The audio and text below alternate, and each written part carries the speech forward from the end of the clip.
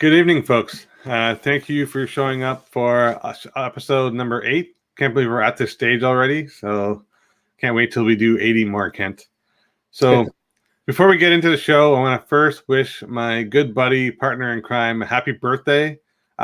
His bad friend, me, forgot to send him a message on Sunday, which was his birthday, so I'm apologizing to you on live air. Happy birthday, Kent.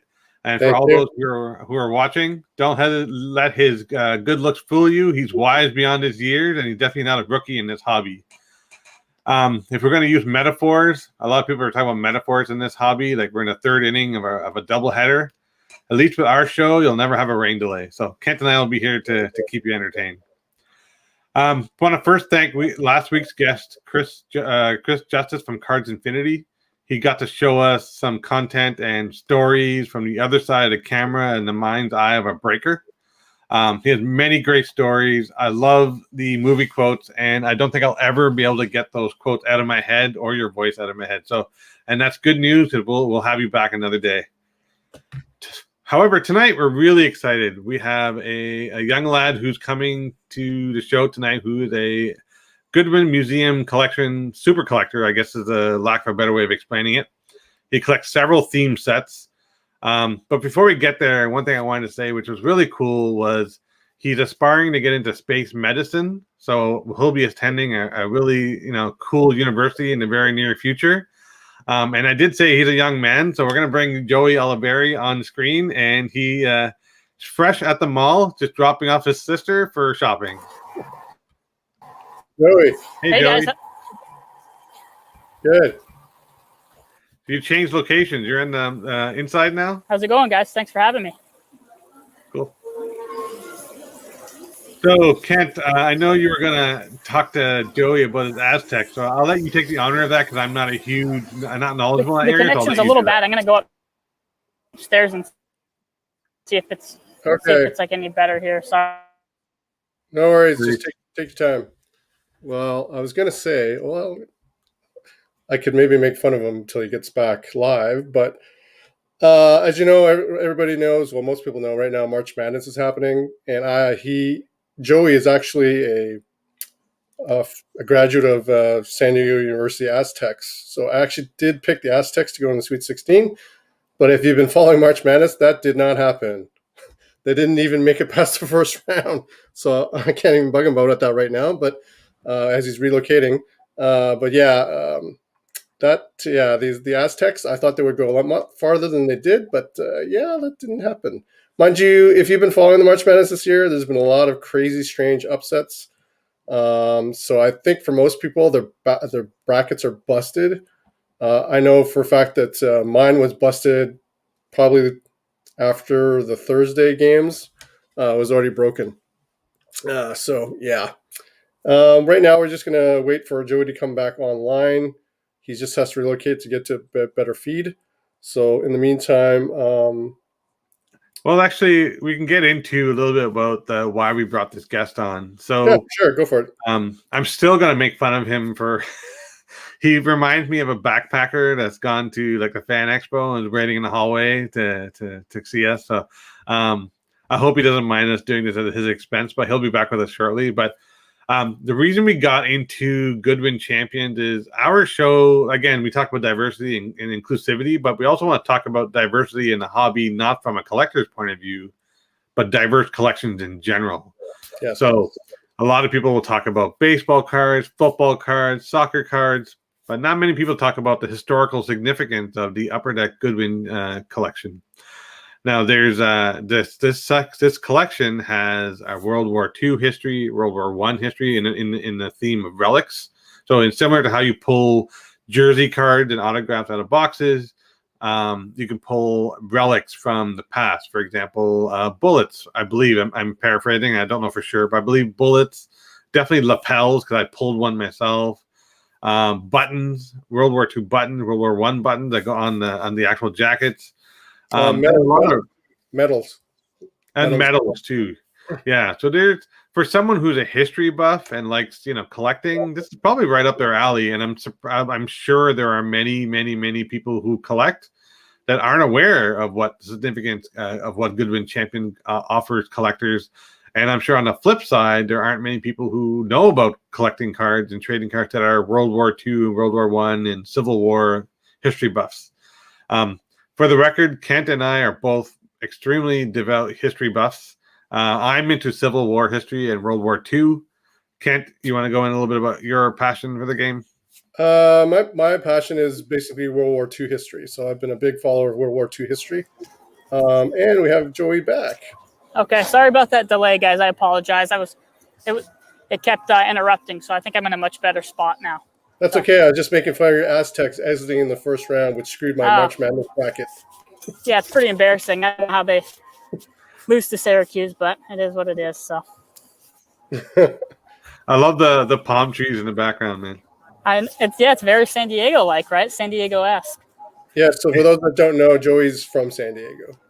Yes, the home of probably the largest Comic-Con, the San Diego Comic-Con. So something that Kent and I both aspire to go to. And now that we have a friend in San Diego, we might have to do the Canadian thing where we call up a buddy and we go to a show. So we'll go see. Yeah, you have to make the trek down now. So for sure. Well, not right now, but we will eventually. Yeah, they canceled this year, so but hopefully, I'm sure they'll have it by next summer. Awesome. Yeah. So Kent, I'll turn it over to you, buddy, to get into some of the questions, and we'll steer behind the scenes. Great. Thanks, Meet. So Joey, prior to PCing Upper Deck Goodwin Museum Relics, did you collect sports cards as you were growing up? And if so, who did you collect? I did. So actually my first box of cards that I remember getting was in 2008. So I collected football cards. That year I actually got a box of Gridiron gear. I don't know if you guys are familiar with Don Russ. I think Don Russ at the time, before Panini. And so I got a box of Gridiron gear, and this was in 8th grade, I want to say. And it was a hot box, so it had like an auto or relic in every pack. So that was pretty cool for my first box to be a hot box. It's like someone winning like the jackpot or something when they first start to gamble. But no, I collected a lot of Charger players, and I still collect a little bit of football cards, but really kind of deviated and went towards the museum relics a few years ago. So nice. Now, do you still like PC the Chargers, anything like that, or are you strictly going towards Goodwin? For the most part, Goodwin. I still collect some of the San Diego Chargers, so the players that were here before they left. So a lot of the Chargers from the 80s, like Fouts and Winslow and nice. And Joyner and stuff like that. Yeah. Can you give our audience, for those that are not familiar, can you kind of let our audience know exactly a brief history as to what Goodwin Champions Museum Relics are? Sure. So the first year for Goodwin Museum Collection Relics was 2011. And so the 2011 Goodwin Champions product had these cards. The first year that they started with this museum collection theme. And what it was essentially is most of them were redemptions. They were too big to fit in the packs. And so that first theme that they had, it wasn't really a theme. They had like piece of Abraham Lincoln's desk. They had piece of the White House wood. They had Annie Oakley, piece of her gun, wood from her gun handle. And so it was just a lot of different historical relics, and they were redemptions, and they had, various odds, but suffice to say, those were very tough to get that first year. And then they did have a couple in pack that were just a standard size of a card. And that was a piece of medical gauze from the Spirit of St. Louis, the flight that Lindbergh flew. And so that was pretty cool. And with that first set, like I said, it wasn't really much of a theme, but it was extremely popular, and they went for quite a bit on the secondary market. Now, the next year, in 2012, Goodwin stuck with particular theme, and they went with the Civil War theme. And so they had a checklist of about 20 relics. And again, most of them were oversized, so they were redemptions, but they did have 2 in-pack relics, and that was a piece of a Civil War soldier's wallet and then a piece of a Civil War flag trim. So those were really cool. And the odds for those Civil War relics were, to hit a redemption, it was 1 in 5,628 packs. So it wasn't even a case hit. You'd have to get like several cases to have a chance at hitting one of those redemptions. So they're very rare. But essentially what Upper Deck has done over the years is they've stuck with particular themes, and each year follows a certain theme. Like I said, Civil War was the first theme year. Then the next year it was Wild West and World War I. And they have a checklist with a number of relics that stick to that theme. And if you're lucky enough to pull one of those redemptions, then you can redeem it, scratch it off and redeem it for a museum collection relic. Nice.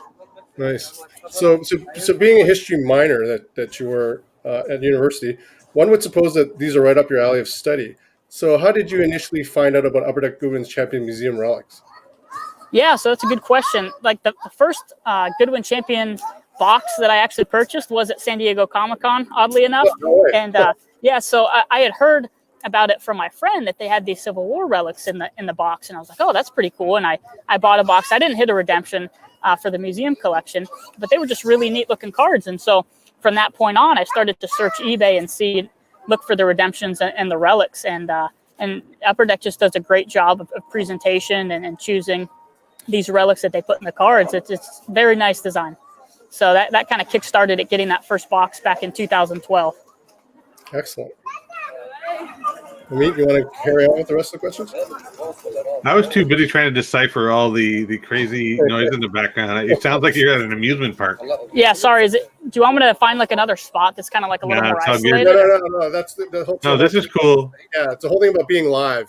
Yeah, there you go. No one will fall asleep listening to me talk, I guess, right? Definitely not. And then the screaming girls and children and other guys in the background screaming whatever they're screaming. It's funny. I was actually trying to make it out while you were talking. Yeah. And I was like, okay, I got to get back to here. So anyways, like Kent said, this is live television or live YouTubing. So this is what you get, and this is what makes it fun. I just hope you're comfortable with it as well. So going back to the questions, so Kent already did a pretty good job asking those questions. So I'm going to actually take it a little bit further. So what is it about the relic pieces that do it for you? Like, how does it feel to have one in hand? Like, I want to hear more of the backstory of where's the passion coming from? What makes it work for you?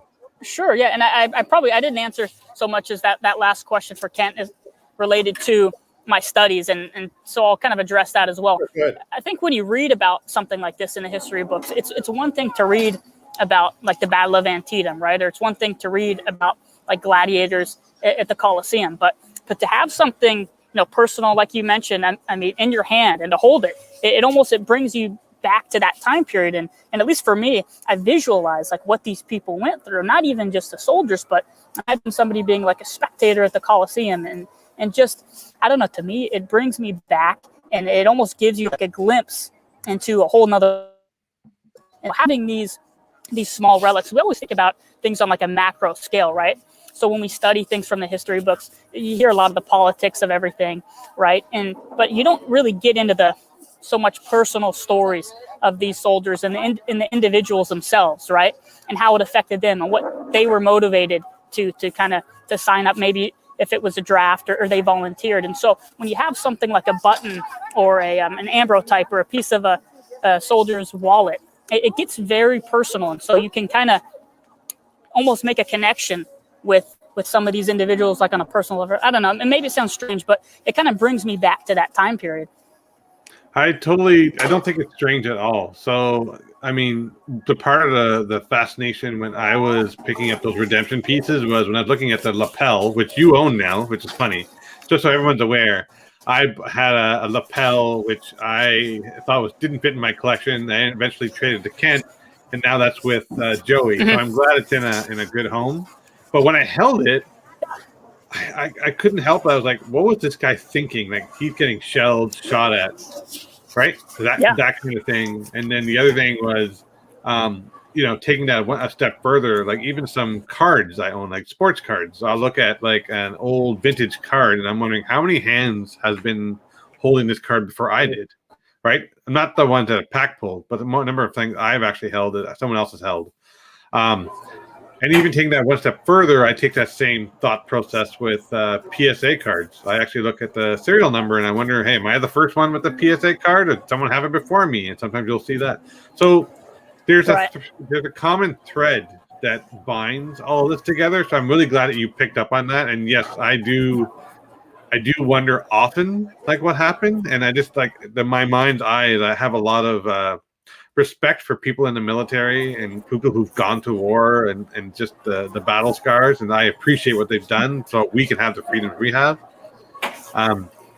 And one thing for everyone who's watching, where Joey is from is in San Diego. You can actually go on the Midway. There's a retired aircraft carrier out there. I spent a half day on it. It was awesome. So I highly recommend that. Looks like Joey, you froze a bit. So you still there? Sorry. Yeah. Can you hear me? Yep. Okay. Cool.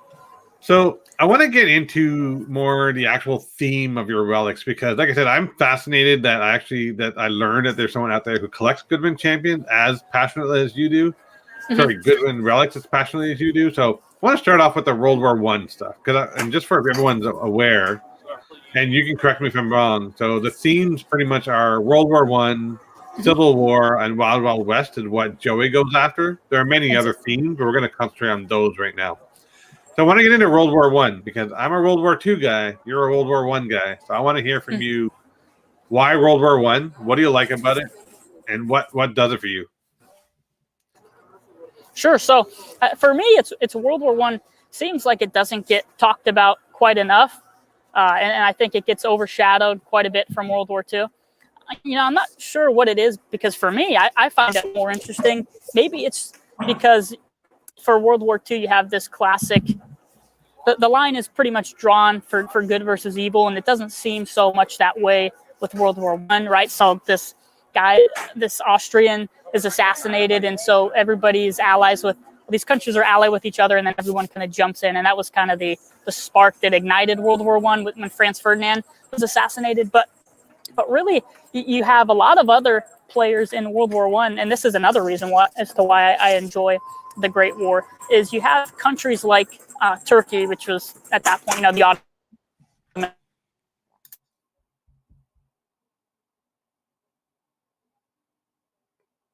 forces in World War I and fought valiantly against the Turks. And so you have a lot of unsung heroes, I think, in the Great War. And for me, it's also the fact that it's trench warfare, right? It's really gritty. It's this first war where we start to see where the rise of technology is really kind of overpowering in a sense. And so strategy is, I think, reliant, for example, if you talk about the Civil War or the Spanish-American War kind of at the end of the 19th century, strategy is very much, a part of those wars. But now it seems like you can strategize as much as you want, but it just became a war of attrition in World War I, just constantly people getting massacred from the machine gun fire.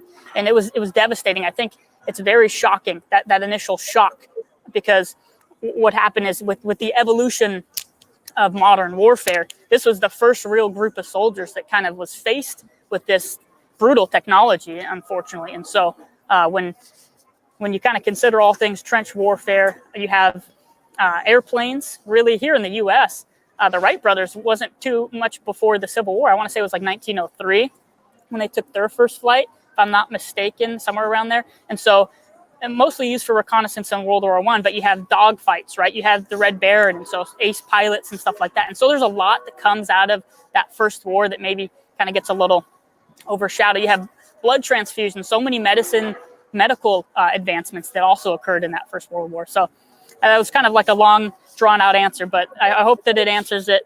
Hope that I answered it well enough as to why I kind of enjoy that more than maybe World War II or some of these later wars.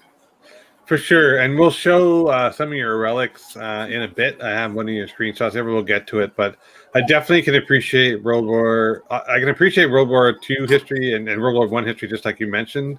I think World War II history is more the finesse and how they militarily tried to win the war, right, and then psychology behind it. Whereas in World War I think they were still trying to, now this may not be a popular opinion, but they were trying to perfect the military might. So there's a lot of issues. For example, the type of garment you were wearing, instead of wearing red, they went to camouflage, like stuff like that. They learned through severe trials and tribulations. That's a great point. Yeah. Like stuff like that. And the reason why I like World War II, it is talked about more. There are more books, there are more stories, it's more fresh. People wrote about it more. It was actually and it came at a time where there was more documentation, right? People were documenting more. Sure. But it was an interesting war from that perspective, and of course, with all wars, it's terrible to hear and read about, but it's fascinating that things got to that level and so out of hand that happened. Unfortunately, I don't have any World War relics, but I want to definitely call that out. And we're going to go to my favorite part. So I'm a Civil War historian. I wouldn't say historian. I enjoy it. I'm not an expert.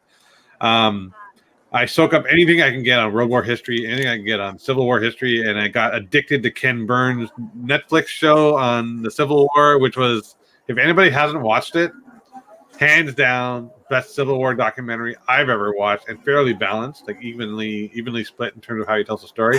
So, you had the pleasure of showing us some Civil War relics on Sunday, but I want you to get into why the Civil War, what do you like about it, and what does it for you? Yeah, that's a good question. So for me, it's the classic answer that kind of a lot of people say. It's brother against brother. It's like a part of this nation's history that was at its most divided, right? Tearing apart at the fabric. And so what I find kind of most fascinating about Civil War history is that if you kind of rewind the clocks back a little bit before the Civil War, so 1846 to 1848, that was the Mexican-American War, right? And so you have a lot of generals that really kind of started to gain footing and gain recognition in that war. And then you have 1848 is when the end of the Mexican-American War happened. So 13 years after that, they're fighting against each other. And so it's just fascinating to see that division happening in such a short period of time. So, for example, Robert E. Lee actually gained recognition in the Mexican-American War. You have Ulysses S. Grant as well. And, one of the cool stories, a little anecdote that I had heard while watching this documentary was we were talking in one of my courses. It was actually history.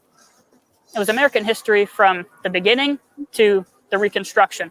And so we were actually talking about the Civil War, and we were trying to figure out, what kind of strategies were maybe a little bit undervalued during that period of warfare. And so one of them, which I believe was kind of an understanding of some of these, was superiors' understanding of their soldiers from the Mexican-American War. So there's a story where during the Mexican-American War, Robert E. Lee, actually George McClellan, who was a Union general, was under Robert E. Lee during the Mexican-American War. And they're by the campfire, and McClellan mentions, he says they had just lost a lot of men in this battle that they had previously fought. And McClellan says, talking to Lee, wouldn't it be great if we can win a battle without losing so many men?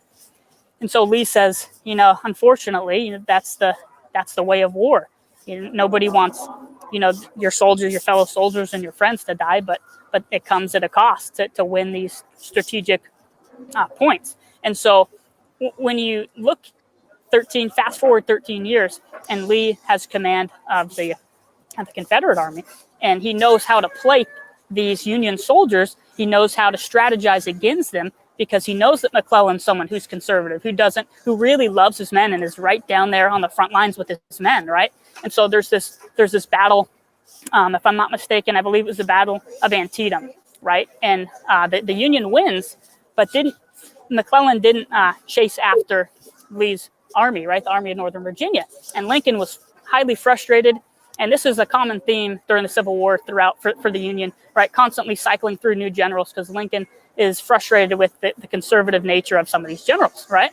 And so I think during that battle, Lee had actually split his army, which something at West Point they tell you to never do, never divide your army, because if they flank you, you're pretty much screwed.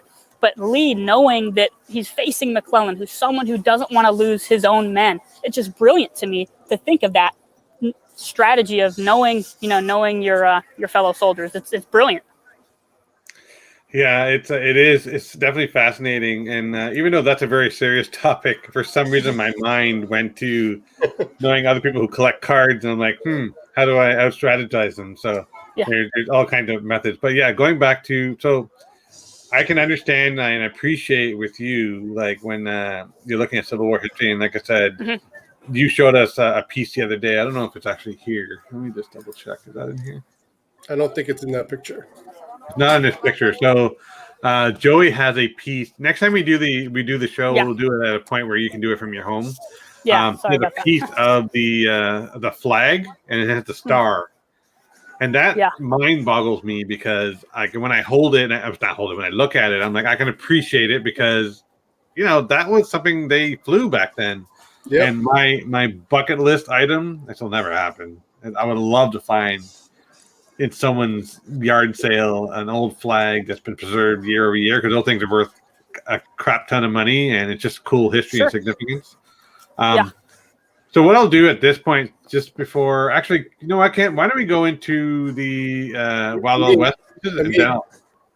Joey, can you explain the Civil War piece that you showed us, what it is actually and how big it is, just to give the audience an idea? Yeah, the Civil War flag, or yeah. So it's probably like I don't know, about this big. It's a 5x7 piece, and what Upper Deck did was they got a hold of a flag that was in pretty rough shape. And so they were able to kind of salvage, I don't know, maybe 12 or 13 total stars. I think at that time there was probably 35 stars on the Union flag. But I think there were maybe around 12 or 13, maybe 14 stars that they were able to still extract in good condition. And so, it's, what it essentially is the blue background and the white stars. And mine has a little bit of tearing on the star, but to me, and staining as well. But that kind of gives it character. If it looked perfect, then I'd be a little suspicious. So. Yeah, no, it's an awesome piece. Yeah. When you showed us those, I was like, wow, that's an awesome piece. Yeah, thanks.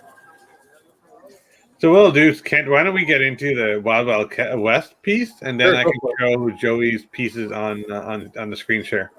So, Joey, you want to give us a bit of a history and breakdown of the Wild West? Sure. So the year after the Civil War relics, they did the Wild West. So in that set, they had quite a bit of playing cards, which were pretty cool. 19th century playing cards. They had some poker chips as well. They had some gambling counters. They had a Chinese gambling counter, which is one of the relics that I have. I like that one a lot. And probably my favorite from the Wild West was a calendar page from 1876. So I think it's in that Twitter photo. So once you guys pull that up, you can kind of get a glimpse of it. But it's pretty big. I'd say it's like an 11 by 14 overall. The calendar page isn't that big, but it's 11 by 14, the entire relic. See at the bottom right there? Yeah. Go up one shelf. I guess it's the whole up one shelf? Oh, sorry. It's on the right side, but second to bottom shelf. Right below there, right there. Yep. Yeah, okay. Yeah, so that's a calendar page from 1876. So it's 1876 was a centennial, right? The 100th anniversary of America. And I actually got lucky. So there were 12. You have the 12 months of the year, of course. And then when you redeem these relics, it's just a random one that you get, which I kind of like that because it's pretty interesting. You don't know what you get until it arrives at your door. But I actually got lucky and got the month of July, and it has a depiction of the announcement of the Declaration of Independence. So I was pretty happy to get that one. Of all the months, I was pretty stoked to get July. So each of those months, actually, because it was a centennial calendar, had different depictions of famous events from the American Revolution.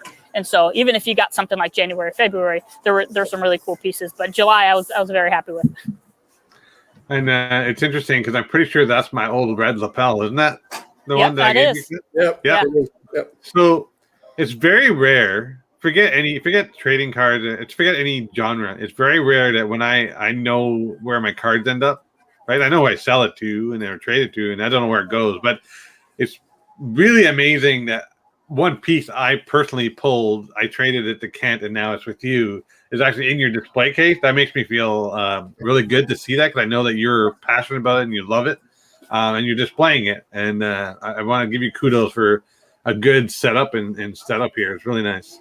Yeah, thanks. I'm happy to have it, and I'm glad that you guys were able to trade it back and forth so that it can go in my collection. But yeah, it won't ever leave my collection, so you don't have to worry.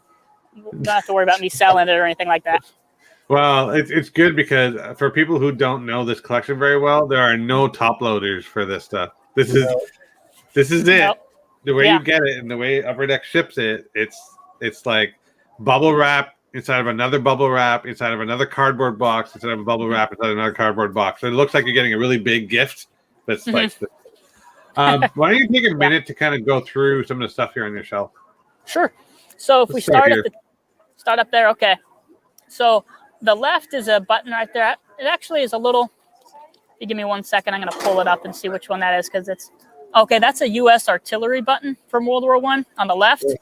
Yeah. And then on the right there, you have British officer pips. They're called PIPS. So those are some pretty neat. They're almost like a pin. It's kind of like a diagonal looking piece there from World War I. And if you go to the shelf just below it, sorry, 1 second. If you go to the shelf just below it, start with, then you have there are 3 relics there on the left. It's a U.S. aviation sleeve insignia. So again, I like that they actually had a U.S. aviation or any aviation piece in World War I because, like we talked about with Flying Aces, so they paid tribute to that with Red Baron, and you have Eddie Rickenbacker for the United States. So that's a pretty cool piece. To the right of it is in the middle. There is a German gas mask lens. It's actually still in the wrapper. That yellow relic, the yellow piece.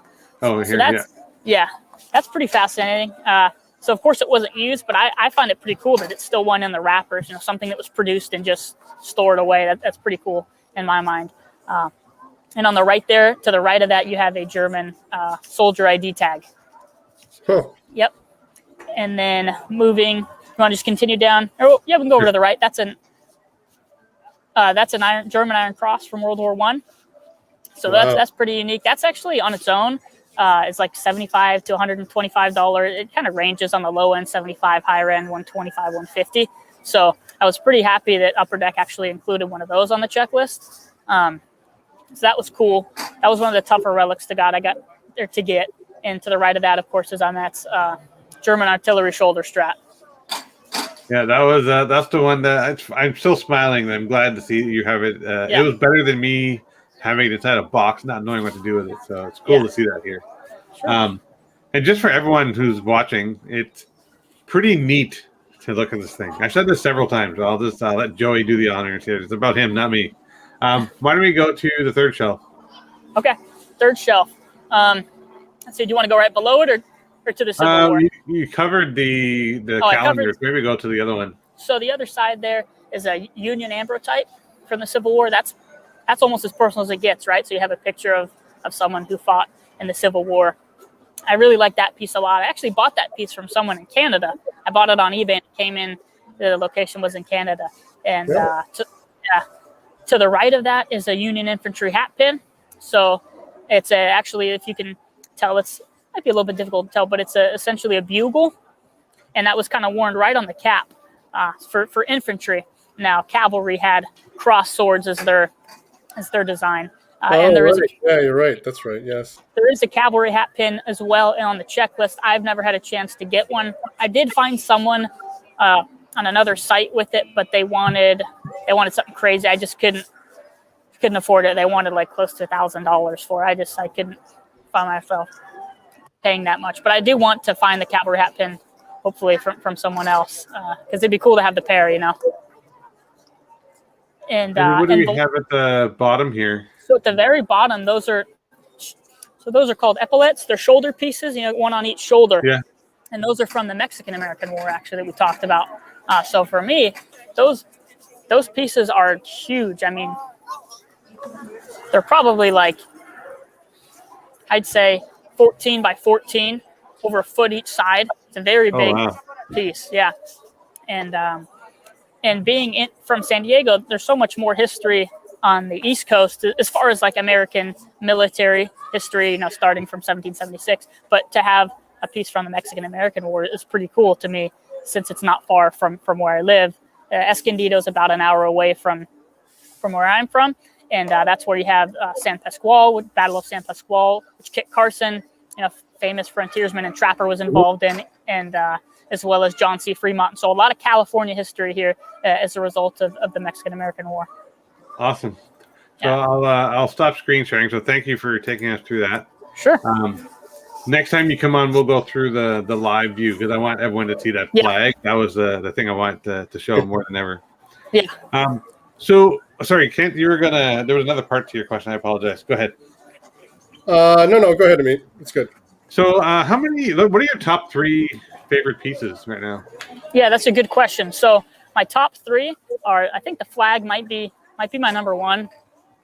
I really like the flag, and I'm sorry I couldn't show you guys like in person, but I'm sure when you guys have me back on, we'll do it from home, and I'll show that it's just much better to see it close up. The flag is my number one piece. Number two is probably the epaulettes from the Mexican-American War. I really like, because the cool thing about those is I actually, the fact that I have both, I was lucky to find both. So I redeemed a ton of redemptions from, those were from 2017 Goodwin. And I actually had World War II as well as the Mexican-American War. So the Mexican-American War was a smaller set. There was only like 4 different relics. They had like a button, that shoulder piece, and then a larger piece of the soldier's tunic with a button included, and then like a star piece, not of a flag, but of the uniform. And so I redeemed so many because I really like, being, like I said, with the battles being close to where I am, I just went crazy and I bought way too many redemptions. And then I got this giant box from Upper Deck. I mean, it was huge. And when it came in, and I'm like, whoa, I know I ordered quite a bit, and that was at the bottom, and they packaged it so well. And I'm like, wow. And then fast forward like about 6 months later, someone lists the other one on eBay, and I'm like, oh, I have to have this. So I snatched it up, and I'm so glad that both of them are in my collection. And yeah. Awesome. Yeah. Oh, sorry. So those were 2. I think I only gave you 2, the star and the epaulette. Yeah. And then the third is probably the World War I Iron Cross. I really like that one. For sure. German Iron Cross. That's a nice piece too. Awesome. So how many pieces do you own in total right now? So I have 43 jumbo relics. And then I have about, 6, 7, I have 8. I want to say at least 8 of the smaller, like impact. So I have a Civil War soldier's wallet. I have a piece of flag from a piece of a British flag that was flown on the Lord Horatio Nelson's ship.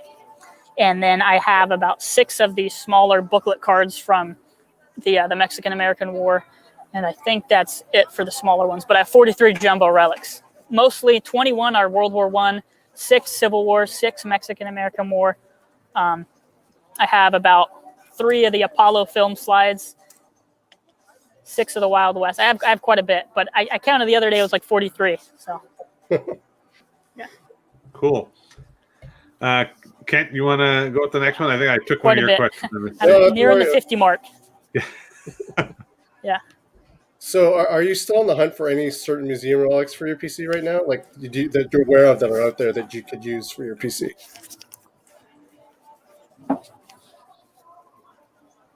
Oh, Joey, did you hear my question?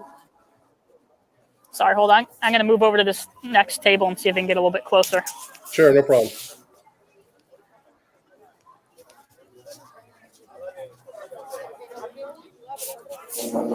Okay. Sorry, say that again, Kent. I was going to say, are you still on the hunt for certain museum relics that you know that are out there that you can use for your PC? Yeah, great question. I can hear a lot better now. This is a much better spot too. So I've been fortunate and found like a lot of the ones that I wanted. That star is actually the most recent one that I found that I was like, that I didn't think my collection would be quite complete until I found that one. It's still not like in my mind complete, but I was so happy to have that. But there are a few others that I really would like to find. So from World War I, it's a German black wound badge. I only think there are a few out there. It's actually a smaller piece. It's still an oversized jumbo relic, but it's a small black, like oval shaped pin, and it has a German helmet, and I believe it has like 2 swords as well. I've never seen one hit eBay, and believe me, I check like constantly. I have the save search, so I know anytime anything new pops up. So that's one from World War I, as well as there's an Iron Cross, not an Iron Cross, an Honor Cross from World War I, as well that's on the checklist. And the Group A relic from World War I is the piece of Zeppelin wire. So one of the German Zeppelins that was shot down, and the Red Cross, the British Red Cross, actually sold pieces of that wire from the German Zeppelin they shot down to raise money for the victims. And so I thought that was a really unique piece, but I'm not sure if I'll ever see that. That might be a one of one. I'm not entirely sure, but that one I'd like to have. And then for the most part, World War I are a lot of the Wild West had a card holdout. So something that you put up your sleeve as a gambler, and you can kind of switch out a card with another card. So I've never seen any of those, and that would be really cool. And then I guess another one would be the gold from the Wild West. One of the oversized redemptions was it was actually really cool. So they like glued the gold piece to the back of the card there, and then there was also gravel in it as well. And so you can tilt, if you lifted it vertically, all the soil and the gravel, the little pebbles would fall to the bottom, and the gold would stay stuck to the back. So you can kind of like go like that and tilt it. I saw one of those, and I'm kicking myself because it was on bids and I missed the chance to bid on. I forgot about it. It ended. And I think there are quite a few of those out there, but those are just an example of a few of the ones that I'd like to add. Yeah. Still to my collection. Nice. So once you decided that you were going to be PCing these Goodwin Relic cards, in the beginning, so did you buy as many as you could get your hands on, or were you being very selective of how you approached it? Sure. So at the beginning, I was kind of buying what I can get my hands on. And they're a little bit pricey. Like, so the redemptions range from like 150 to 200, and then usually doesn't go much less than 100. It depends on the theme as well. And so with them being, $150 to $200 per redemption, it's tough to kind of collect a bunch of them, right, at the same time. And then again, it varies if you don't buy the redemption and just the actual relic that someone redeemed pops up. It all just depends on the relic. But at the time, I was just trying to snatch up whichever ones I could. And even now, today, I wouldn't say I still kind of look for a lot of them, but I'm a little more selective just because I have quite a few of them now. And so if I don't find one that I would like to add, then I kind of save my money and think, okay, for the next one that may pop up that I'd have to really spend a little bit more on. So I'm a little more selective now, but when at the start, I was kind of just snatching up whatever I could. But yeah, these are tough because it's just so different from sports cards. Sure. And it's kind of nice to collect both because you get the pros and cons of both, right? And then you can kind of say you get to learn a little bit about the market for these cards and compare them to sports cards. It's tough. These kind of dry up. Once they go in people's collections, it's not so much like a sports card where the player maybe has a bad year and his value goes down, right? So these always pretty much consistently hold their value. And so with that being said, once they go into someone's collection, you probably aren't going to see it again. And so that's why you kind of have to snatch these up when you get the opportunity. For sure. Yeah. Now, a lot of the jumbo relic pieces for these museum sets each year via redemption, as you know, and you mentioned it earlier too. But have you ever had a chance to talk to or sit down and talk to Upper Deck about possibly acquiring the ones that don't get redeemed because they could be just sitting in their inventory?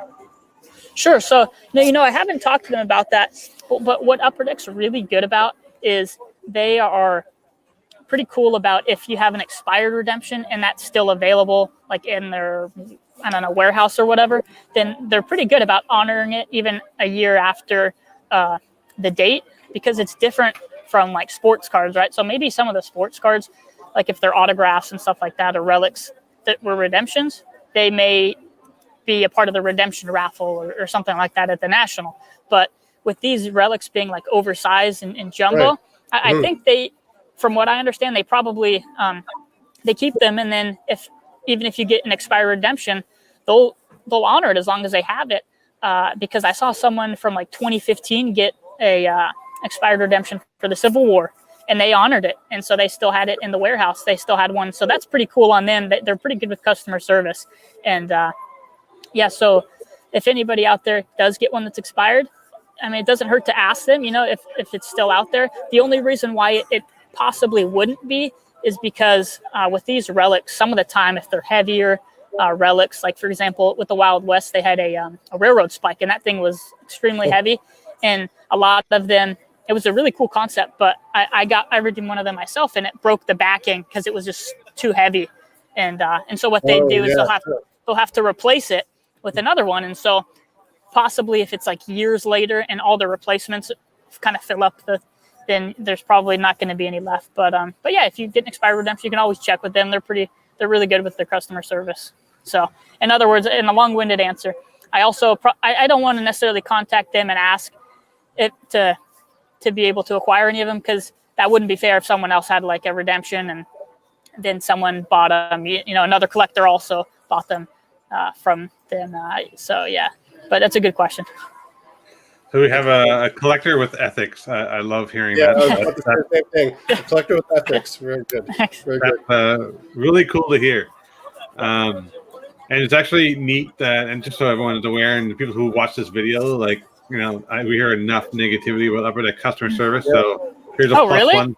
Yeah, there's Oh, yeah.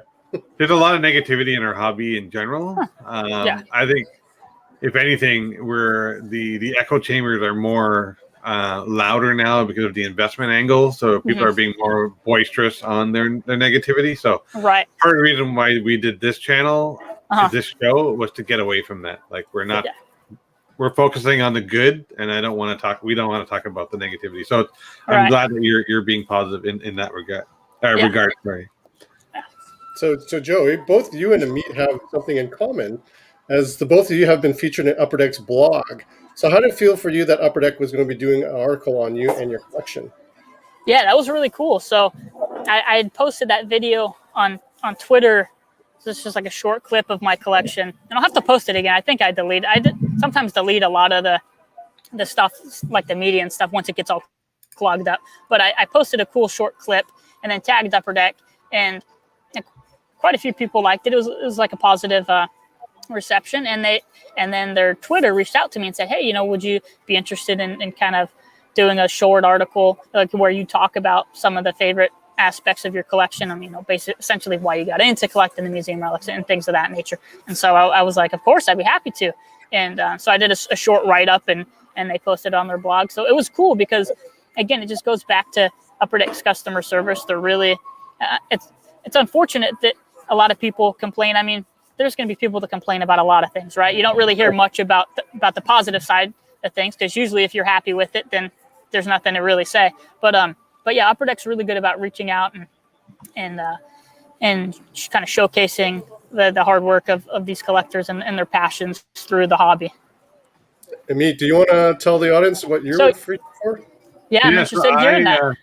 Yeah, I actually didn't think to look it up, but yeah, so we do have something in common. So I collect Upper Deck Game Use, SP Game Use Supreme patches. They're like it's a traditional card type, but it's a large window with a piece of the jersey or crest. I at one point I used to have over 400 of them. However, in my old age and I realized I don't need, for example, I had 9 of the Patrick Sharps. And they're out of 12 out of 15, and my hoarding was getting out of control.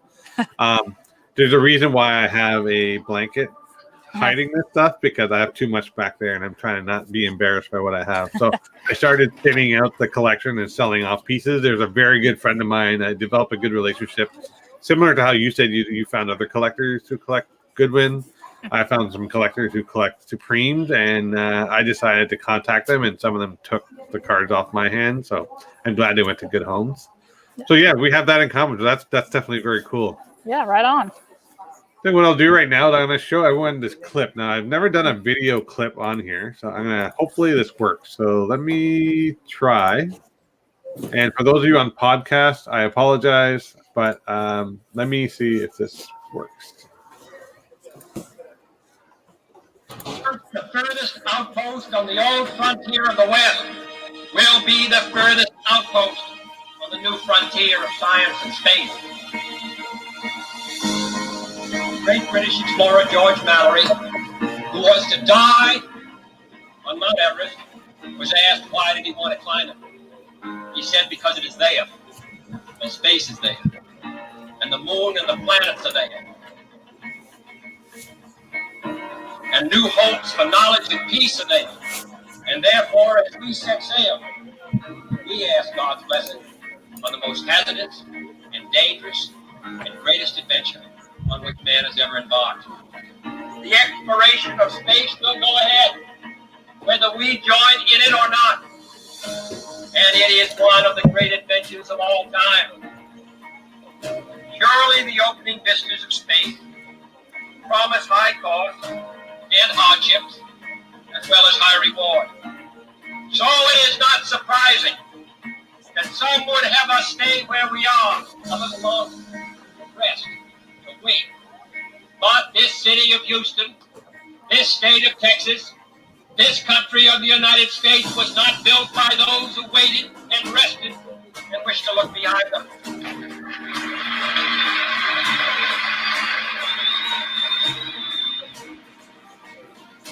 But why some say the moon? Why choose this as our goal? And they may well ask, why climb the highest mountain? Why 35 years ago? Why the Atlantic? Why does Rice play Texas? We choose to go to the moon. We choose to go to the moon in this decade and do the other thing. Not because they are easy, but because they are hard. Because that goal will serve to organize and measure the best of our energies and skills. Because that challenge is one that we're willing to accept, one we are unwilling to postpone, and one we intend to win.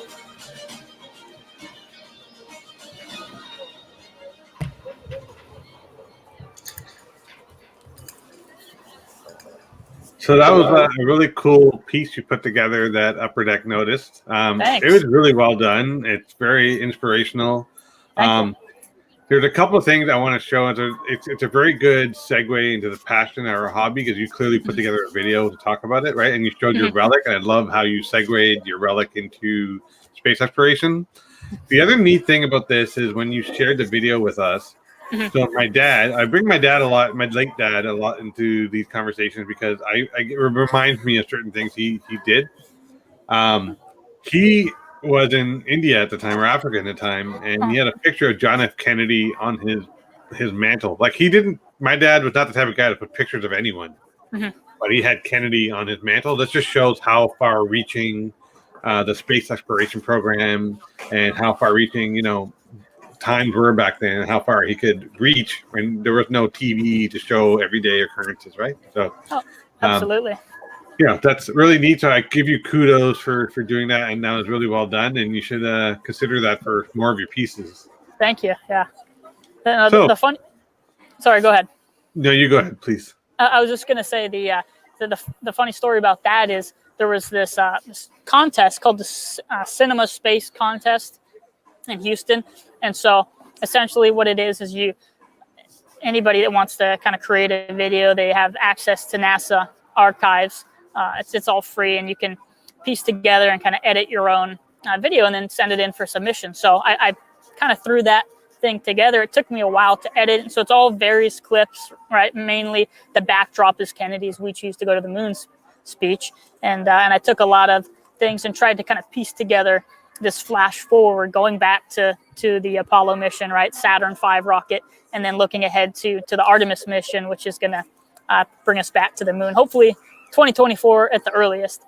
But so trying to kind of show a little bit of a clip of where we've been and where we're going for the future, and then kind of tied the museum relics into it. So for someone as young as you have a lot of wisdom beyond your years. It's actually quite.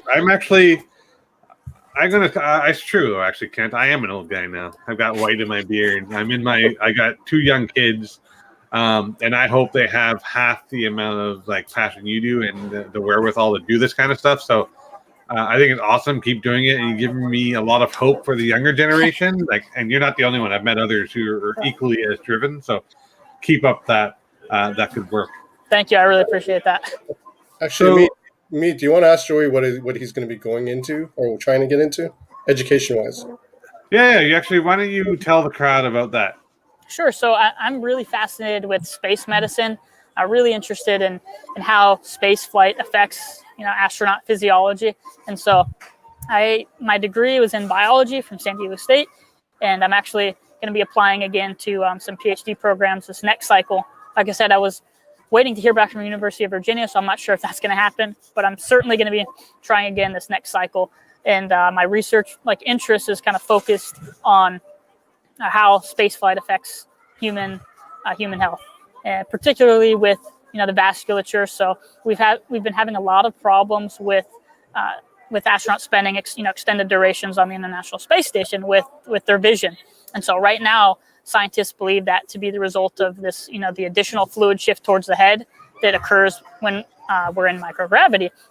And so that's kind of just one of the issues, the hurdles that we kind of have to understand quite a bit more about before we continue to extend the boundaries of space exploration, right? So if we're going to go to Mars, getting back to the moon isn't much of an issue, but extending our boundaries and reaching Mars, it's a much bigger trek. And so the last thing we need is to have, not as much of an understanding as we wish we would have heading into it, and have things occur on the way there before we even get there. And so I think what's cool is, at least for scientists, it seems to me that our kind of, at least our job is doing the research and finding out, okay, what can we do to at least gain a much better understanding of these risks, and maybe perhaps if possible mitigate these risks, bring them down as low as we can, so that leap of faith is worth taking, right? That journey to Mars is worth taking. And so again, it's just understanding as much as we can, potentially developing countermeasures so that next leap is worth it. I can't wait till we see Mars rover relics. Actually, the Upper Deck can do a lot with those things in the future. So there's the sky is wide open. Oh, sorry, pardon the pun. The sky is wide open. Anyways, that was poorly done, but I didn't do it on purpose. Okay. There's a couple of things that you brought up earlier, and you kind of answered it already. So I'm going to skip a couple of questions we asked. Like you asked if you're a completionist. I think the answer is yes, you are a completionist. Yeah. The one thing we didn't answer, what I'd like to get into, is what's the most difficult pieces that you've had to try to acquire? Like, you didn't really get into that one as much, so I wanted to talk about that.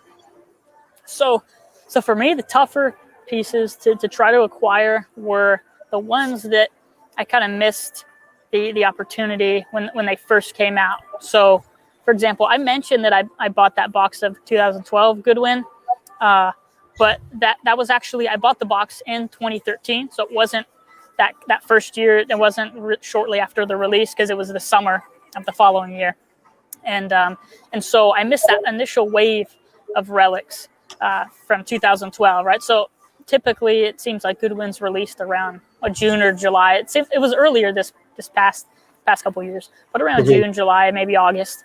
And so for several months, and right when the product comes out, you'll see a lot of those redemptions up on eBay, right? Or you'll see the relics after they get redeemed up on eBay. But after a certain period, after like a few months, it becomes really difficult. Like I said, once they go into collectors' stashes, they don't usually come out.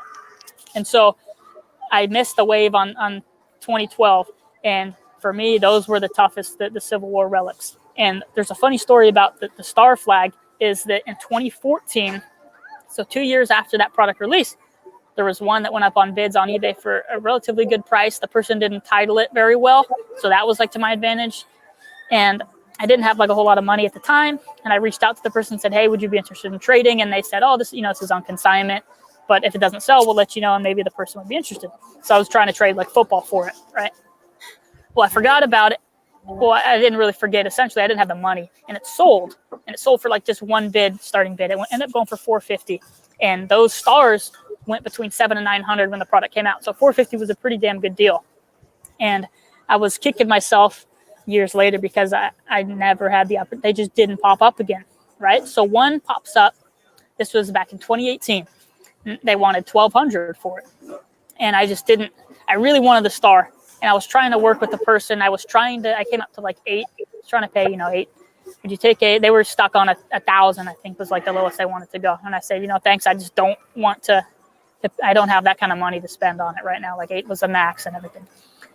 What ended up happening was, and I know this is a longer story, but it gets really cool near the end. So someone bought it for $1,200. It wasn't even make offer. I was just messaging, right? That's why I had gotten to the 8, and they were saying 1,000. So someone bought it outright for $1,200. I was like, well, I probably won't see another one of those again. Fast forward a few months after that, someone who lives about literally 20 minutes from me in this area called Ramona here in San Diego, I had a couple of my doubles that I listed, a couple extras. One was a Civil War naval button, the other was an Italian submarine pin. And they wanted to do a deal in person, so we didn't have to go through the eBay fees and all that stuff, right? So I'm like, sure, we made a deal, we met up. And this guy was paying like top dollar for these, right? And so normally I only sell doubles, and again, these were doubles. He was paying top dollar, and I always, if I have a chance to do that, I put that towards, another relic in my collection. And he's mentioning, hey, I bought this. I bought several of these relics. He says, I bought this Civil War flag star. He thought it was a one of one. So this is the guy that purchased the star for $1,200, right? And I said, if you ever decide to let it go, let me know. Just this past year, during the pandemic, he listed a bunch of his relics on bids, and I ended up getting the flag star for ended at 500, and I ended up winning it. So I got it, and I even offered him. The funny thing is, before the pandemic started, he started to sell a few of his lower end relics, and I said, hey, do you have? I know you have the star because he lives like 20 minutes from me. I said, would you have any interest in selling that one? And he's like, no, I want at least. I think I offered him like $750 or something, and he didn't want it. Now, sorry, if I put it, it's going to go up on auction. And then I ended up getting it last year. I think it was like around last summer for a lot less, for $5. So I was really happy and it was from him, from Ramona. And it was just a funny story to see him buy it for 12 and then me later get it for $5. But I was really happy to have that one. For sure. Actually, that answers that question quite well. So that was a good story to tell for that one. I know we're at the hour mark, so I want to be respectful of everyone's time. So normally we ask, I guess, if you're okay for a few more minutes, we'll wrap up. For those of you who came in a little bit late, we were going through the Goodwin Museum relics. So Joey took us through that. It was a very good episode to go through that. We save our best questions for last, so I'm going to let Kent take it this week because I took it last week. So for those who've been tuning in tonight, and we thank them for tuning in, the ones who'll be watching as well the replay of this episode on YouTube, if they have a museum relic or know of someone that has one that you could use in your collection, what is the best way to get in contact with you? Yeah, so definitely by either Twitter or Instagram. So either one of those works well. Below on the scroll bar. Oh, people. Perfect. Thank you. Yeah, Twitter, Instagram. Feel free to reach out, and I'll definitely get back to you guys. I appreciate any help with these. Even if you just have any questions about some of the previous years, I'm happy to help out. Excellent. For sure. Go ahead, Joe. Sorry, I didn't mean to interject there. I just wanted to also say if anybody was wanting to trade as well, there are a few of them that I have doubles of. So if you want to work something out, a trade, I'd be happy to as well. Excellent. Awesome. I just realized there's another cool segue here. So our guest next week is actually Name Cardinal, who's of at Cards Indigenous. He's an Indigenous card collector featuring Indigenous history. So it's kind of cool because we went into your history of the history of your cards, of why you collect, and into history eras. And now we're going to go into a bit of Indigenous history next week with cool. Name. So I'm looking forward to that. Anyways, I'm going to save the best question for last. And like I said, Kent, I'm going to be very good this week and not steal the question for you. So you go ahead. So, Joey, we usually ask this towards the end of the show for all of our guests. What inspires you? Yeah, so that's a great question. And I think it goes back to what we talked about a little bit at the beginning with these being, with having one of these relics and wondering, what it's seen. What is this button or what is this flag seen, over the years? And so, again, it's that personal touch. But more than anything, I think it's paying tribute. I think it's really important to understand and kind of learn about our history.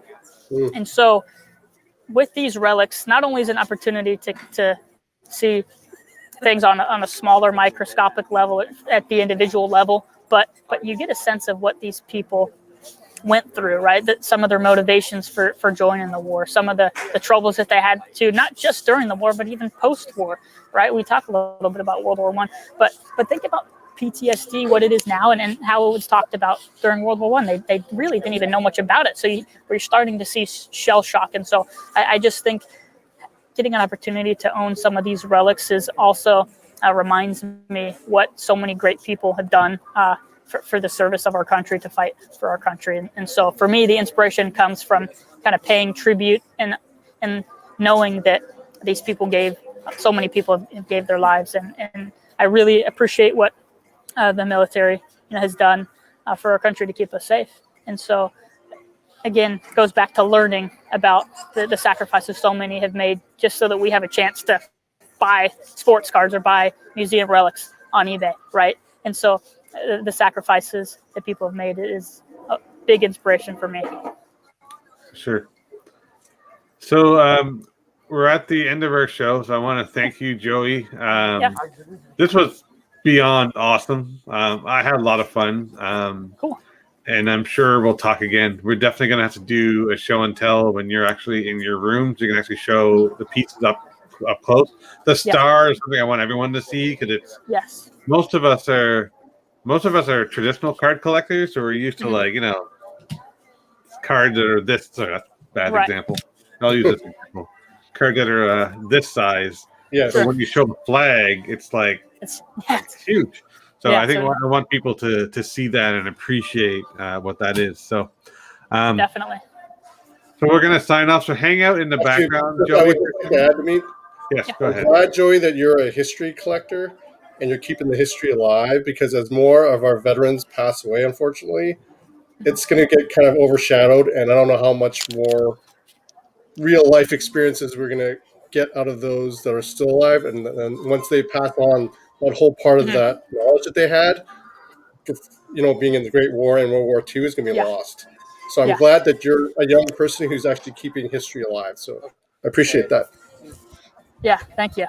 No, and I really appreciate you guys having me on, and thank you to everybody that joined. I was happy to be here and kind of tell a little bit about my story. And I'm sure that you guys will reach out another time, and we can do like an update once I can acquire some more pieces, so we can talk about some new ones. And like I said, show them up close. So we'd love to see more additional pieces. That's for sure. So Joey, hang out for a bit. We're going to end the broadcast, and let's close off then. So. From the boys here at Cardboard Culture, see you next week. See you next week. Bye, everybody.